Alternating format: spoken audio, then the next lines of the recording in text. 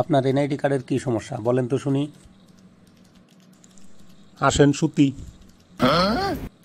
কি অসভ্য বেদবের মতো কথা বলেন। আমি কি মেয়ে মানুষ নাকি? এসব কি কথা বলেন?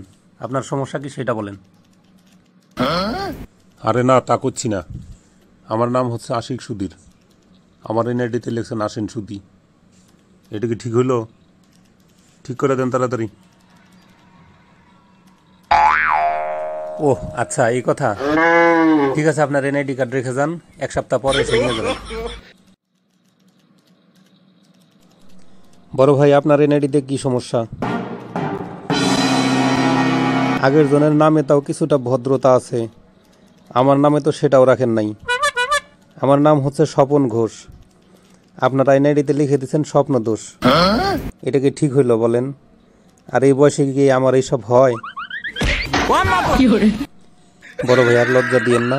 আপনি এনআইডি কার্ডটা রেখে যান, আমি ঠিক করে দিচ্ছি, 1 সপ্তাহ পরে এসে নিয়ে যাবেন।